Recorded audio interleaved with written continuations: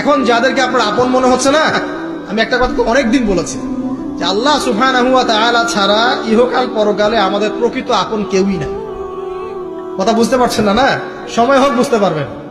এই যে যাদের কথা চিন্তা করে আপনি দুর্নীতি করছেন, ঘুষ খাচ্ছেন, সুদ খাচ্ছেন, এরা আপনাকে চিনবে না মরার পরেই। আপনি মারা যাবেন, এরা আপনাকে চিনবে না পরকালে।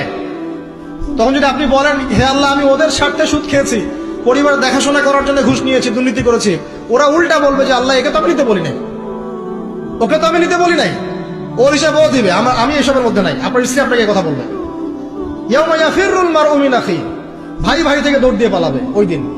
ওয়া উম্মিহি ওয়া আবি, তার মা বাপ থেকে পালাবে। ওয়া সাহিবাতিহি ওয়া বানি, এই স্ত্রী সন্তান এগুলো থেকে পালাবে মানুষ। লিকুল্লি ইমরিইন মিনহুম ইয়াউমাইযিন শা'নু ইউগনি, প্রত্যেক সত্তা সেদিন নিজেকে নিয়ে ব্যস্ত থাকবে। তো এখান থেকে শিক্ষা দেখেন যে পরিবার আদর্শ